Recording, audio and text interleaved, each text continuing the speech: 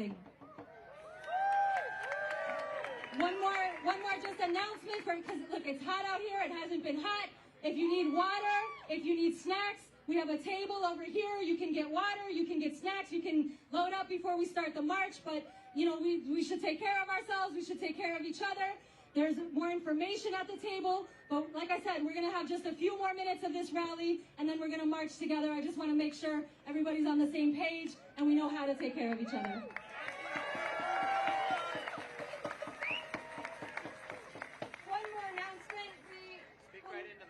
One more announcement, we'll need a couple volunteers after this as we're starting the march to help pack things up and follow behind with the cart. So if you're willing to do that, come find us up here.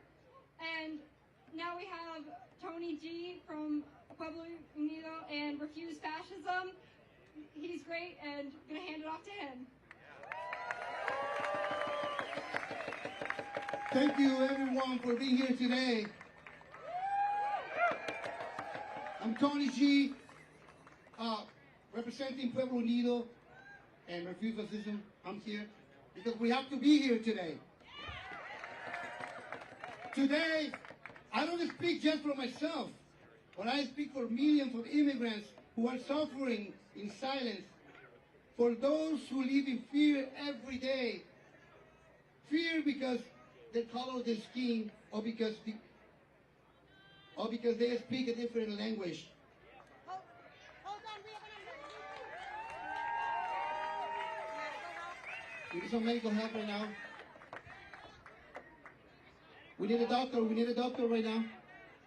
Anybody? Someone who's in distress. We need a doctor. If anybody here is a doctor. Or nurse. Or paramedic.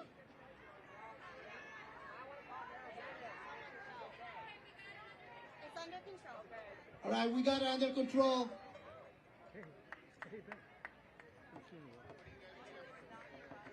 All right, everything is under control. So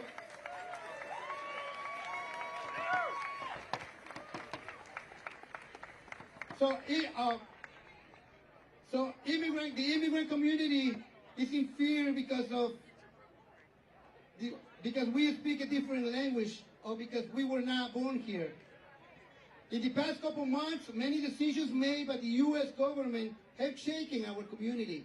Raids have been resumed, protections have been removed, and now even schools, hospitals, and churches are no longer safe for us. Parents are afraid to tell their children to school. Mothers are in fear they won't return home from work. Young people with dreams and future wonder if they'll be the next ones taken without explanation, without a due process. Without a due process. Programs like DACA and humanitarian parole have been suspended. Over 500,000 people now live uncertainly, not knowing if they will be deported, separated from their families, or locked away in inhumane conditions, like what happened to Kilmar, Ábrego, García, who was wrongly deported to El Salvador. And while all these things are happening, fear keeps growing. Fears of being stopped on the road while driving, having your windows shattered, or being dragged out of your home in front of your children, or simply existing and being at risk. But there is still hope. Thousands have taken to the street holding signs today, shouting enough, enough, enough. Because each of us matters. We are not numbers, we're lives, we're stories, we are strength. And on behalf of the immigrant community, I ask you, don't look away. See our communities with empathy, with justice, and with humanity. Remember this. This country was built with immigrant hands.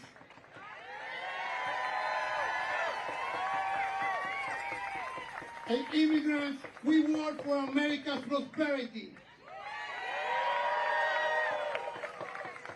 And we ask that they don't send more people without due process to concentration camps in El Salvador. When President of El Salvador, Nayib Bukele, he's the judge, he's telling this guy is a terrorist without having a due process.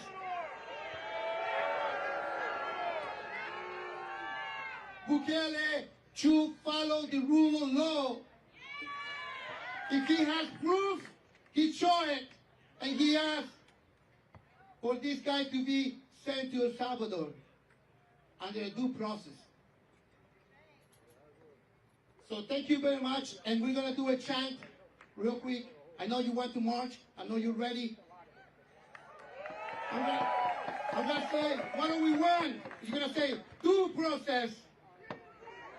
What do we want? What do we want?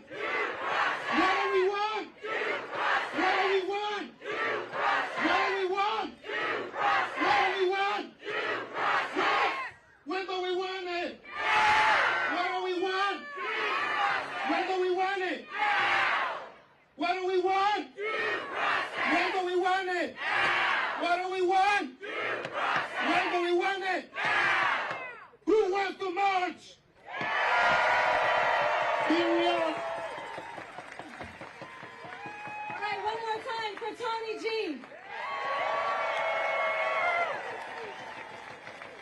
Okay, we have one more speaker before we march. Don't do that. Don't do that. No, no, no.